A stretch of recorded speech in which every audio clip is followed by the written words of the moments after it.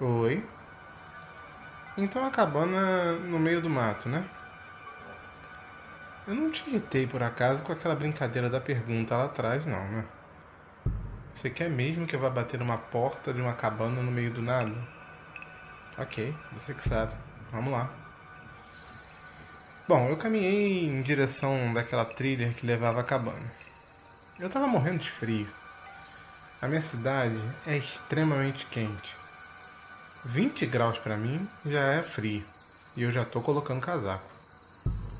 Imagina eu com uma camisa polo e uma calça jeans num frio de 10 graus.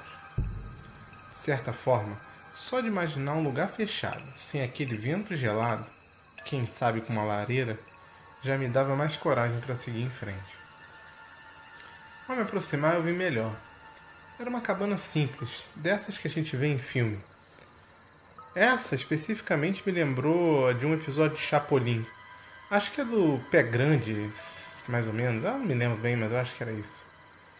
A cabana era toda de madeira. Ela era feita com toras que pareciam bem resistentes. Ela tinha uma chaminé de onde saía a fumaça que eu tinha avistado lá da encruzilhada. Próximo à chaminé estava apoiado numa escada também de madeira. Parecia que recentemente alguém tinha feito algum tipo de manutenção lá na chaminé, ou subido no telhado por algum motivo, e deixou a escada de fora. Desse lado, onde estava apoiada a escada, tinham duas janelas menores. Na frente da cabana, uma janela maior e uma porta. Na soleira da porta, havia um tipo de lampião ou lanterna antiga, com fogo aceso, que iluminava um pouco a área. Lá dentro da cabana, era possível ver que havia luzes, também geradas por algum tipo de chama, fossem lanternas antigas ou até mesmo a tal lareira que eu imaginava. Eu não conseguia parar de pensar em como devia estar bem quentinho lá dentro daquela cabana. Mas pensa comigo, sou eu, o cara que ficou 3 horas sentado dentro de um ônibus com medo de sair de lá. Tava me faltando coragem para chegar e bater naquela porta. Fiquei ali encostado na árvore por algum tempo, até que finalmente consegui a motivação extra que estava faltando. Eu precisava então tentar agora aquela interação social. A motivação? Eu comecei a ouvir alguns ruídos na floresta. Era como se alguém ou algum animal estivesse rondando, a uma distância que não me parecia nada segura. Então eu fui andando em direção da casa e olhando para trás, enquanto o barulho aos poucos se aproximava. Eu estava com muito, mas muito medo. Meu plano era chegar, bater na porta e dizer: com licença, boa noite, eu me chamo Rick e estou aqui perdido. Será que poderia me ajudar? Vocês têm algum telefone, alguma coisa que eu possa usar? Bom, isso foi o que eu planejei dizer, né? Até comecei a caminhar na direção da casa, ensaiando o que eu ia dizer, mas o barulho começou a aumentar. Eu posso jurar, cara. Esse barulho aí tinha algo de alguma coisa. Então, acabou que eu saí correndo na direção da porta. Esbaforido, apavorado, batendo desesperadamente nela, gritando: socorro, socorro! Encostei minhas costas na porta e continuei batendo nela, esperando ser devorado pelos lobos ou ursos assassinos da floresta. E daí, que no Brasil não tem nenhum tipo desses animais na floresta. Podia ser uma onça, sei lá. Não era mesmo um coelhinho adorável e fofinho, né? Enquanto meus olhos arregalados tentavam achar a fonte do predador que iria devorar meu corpo, enquanto eu gritava de dor, a porta se abriu e eu caí de bunda no chão.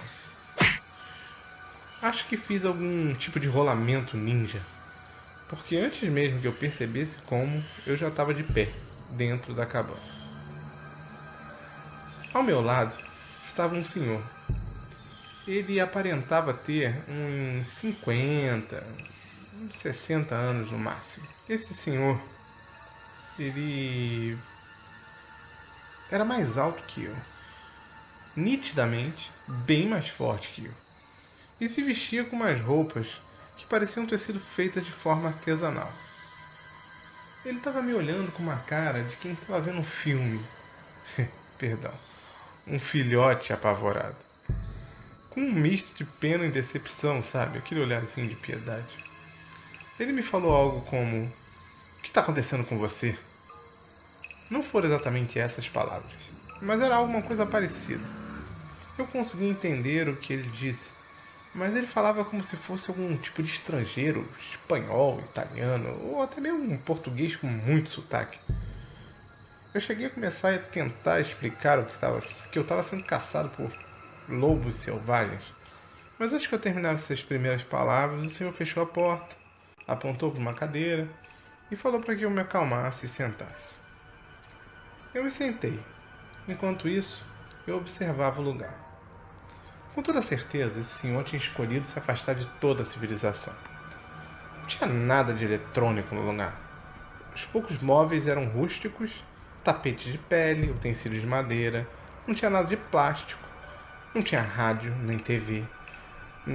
A única coisa que tinha era uma lareira. Ah, tinha a lareira. E ela parecia ser feita de barro ou algum tipo de cerâmica, eu não sei explicar direito. Mas o fato é que ela deixava o ambiente bem aquecido. Uma coisa em especial me chamou a atenção. Próximo à porta, atrás de uma espécie de cabideiro, onde estava um pesado casaco de couro de peles, estava pendurado na parede um machado. Cara, grande. Grande o suficiente para ter cortado todas aquelas madeiras ali. Grande o suficiente para me cortar no meio só caindo em cima de mim. Não precisava nem colocar força. Aquele homem então se sentou em uma outra cadeira e começamos a conversar. Se é que dá para chamar de conversa. Era bem difícil entender o que ele dizia e ele tinha mais dificuldades ainda para me entender. Expliquei a ele toda a minha história. O ônibus, o celular que não funcionava, o motorista que desapareceu. Ele não entendia nada do que eu estava falando. Pensei que de repente no país dele essas coisas tivessem outro nome. Ou ele estava tanto tempo na floresta que, sei lá, não conhecia um celular, mas um ônibus. Eu perguntei a ele que cidade ou bairro nós estávamos. Ele respondeu que a gente estava em Andralum. Ou pelo menos foi isso que eu entendi. Questionei se isso ficava próximo da região metropolitana. Se era Baixada, região serrana. E ele não parecia saber do que eu estava falando. Com um pouco que eu entendi, ele me disse que era lenhador. Ou algo assim. Se chamava Antero e vivia sozinho naquela região há muitos anos. Eu me apresentei e perguntei a ele para onde a trilha da direita, lá atrás, né, cruzilhava, me levava. E ele disse que levava para uma antiga pedreira, ou mina, eu não entendi muito bem, que estava desativada há muito tempo. Falei que o motorista provavelmente tinha ido para lá, se é que eu tinha conseguido rastrear direito. Ele fez uma cara que me fez ficar preocupado com a segurança do pobre condutor, mas não falou nada. Perguntei também para onde ficava a cidade mais próxima. Ele respondeu que se eu seguisse para o norte, mais ou menos 3 horas de caminhada, eu chegaria a uma estrada e que nela eu poderia seguir para leste, em direção à cidade do vale, ou para oeste, em direção à vila dos pescadores. Perguntei se qual das duas, né, onde seria mais provável de eu conseguir um sinal de celular ou até mesmo um telefone fixo. Ele fez aquela cara de paisagem de novo, de quem não estava entendendo nada do que eu estava falando. Então eu tive a ideia de mostrar o meu celular para ele. Mas quando eu tirei do bolso, a bateria já estava zerada. Eu usei demais a lanterna pela estrada e pela trilha, mas mesmo assim entreguei para que ele desse uma olhada. Ele olhou por um tempo, pegou na mão, manuseou. Parecia que era a primeira vez que ele estava vendo alguma coisa como aquilo. Apertou alguns dos botões e me perguntou para que servia aquilo. Eu expliquei com as minhas palavras. Ele nitidamente não acreditou, mas fez um educado entendi. A comunicação estava bem difícil, mas ele me disse que eu parecia desorientado, cansado e com fome. Era melhor que eu passasse a noite ali e que amanhã eu poderia seguir viagem. Aquele senhor me parecia uma boa alma. Ele me trouxe sopa, que eu não ousei perguntar do que era, mas que estava muito boa. tão boa que eu tomei bastante sopa. Ele então preparou um banco que tinha, forrou com algumas peles e mantas e me disse para dormir ali. Eu deitei naquela cama improvisada, em meia sala, enquanto ele se despediu e foi para o quarto. O som daquela floresta era algo incrível. De certa forma, eu não tinha experimentado um ambiente com aquele. Nascido e criado na cidade, era estranho para mim dormir ao som da floresta em vez de som de carros passeando. Ou da TV ligada em algum programa para me fazer companhia. Acho que pelo medo, cansaço, estresse, eu acabei pegando no sono bem rápido. Novamente eu despertei. E ainda era noite. Eu acordei, porque alguma coisa me incomodava muito. Eu não devia ter tomado tanta sopa. Eu estava muito, mas muito apertado e precisava mijar. Levantei e procurei por um banheiro na cabana, mas não tinha. Cara, o Sr. Antero tinha sido super maneiro comigo. Eu não podia mijar na sala ou na cozinha dele. Então não teve jeito. Eu me enrolei num daqueles cobertores de couro por causa do frio, abri a porta da frente e, com muito cuidado para não acordar o Sr. Antero, saí pela porta. Tinha uma árvore bem próxima à cabana, praticamente colado, mas eu não ia mijar na porta da cabana dele. Então andei mais ou menos uns 10, 15 metros até uma outra árvore mais próxima, que já ficava na entrada da floresta. Comecei a mijar. Ah, que alívio. Eu estava tão apertado que esqueci completamente o motivo que tinha feito eu entrar naquela cabana em princípio. Assim que acabei de mijar, me virei para voltar para a cabana. E eu vi uma cena que custei a acreditar. Era um lobo, cara. Sim, um lobo negro, como a noite, e grande pra caramba. Sabe um pastor alemão, daqueles grandes? Então, parece um poodle perto daquele bicho. Ele olhava pra mim, mostrava os dentes e rosnava. Na hora eu comecei a tentar lembrar dos documentários que tinha visto no Discovery Channel. Aqueles documentários que explicam como se comportar diante de um ataque de uma fera selvagem. Na minha mente veio lembranças de encarar, não demonstrar medo, demonstrar que aquele território era meu e que eu não era uma presa. Abrir os braços com aquele casaco de couro e parecer bem maior e mais assustador. Então, eu comecei a correr, alucinadamente, em direção à floresta e gritar: socorro, socorro! Mas cara, eu não corria nem 2 minutos na esteira da academia. Eu não conseguia fugir do meu sobrinho de 4 anos com uma pistola d'água. Não ia ser dos lobos gigantes das trevas que eu ia conseguir fugir, né? Quando eu percebi que ele estava muito perto, eu tive um rápido pensamento de reflexo. E me virei na direção dele. Lembrei que cachorro geralmente ataca no pescoço. Protegi essa região com um braço que ainda estava enrolado um pouquinho no cobertor de pele. E foi certo. O lobo veio bem nessa direção e me mordeu no braço. Ai, doeu, cara. Doeu pra caramba. Muito mesmo. E olha que o couro não deixou ele estraçalhar o meu braço. Mas deu pra sentir que os dentes dele furaram um pouco. Mesmo assim. Eu imaginei. Eu seguro o lobo aqui no alto, mantendo meu braço firme. Fico com ele de pé, nessa posição. Mas antes mesmo que eu entendesse o que estava acontecendo, eu já estava no chão. Eu acho que eu girei, porque eu me lembro que vi árvore, chão, céu, nuvem. Você tá achando engraçado, né? Engraçado porque não foi com você, cara. O lobo sacudia meu braço pra lá e pra cá com toda a força, e cada vez doía mais.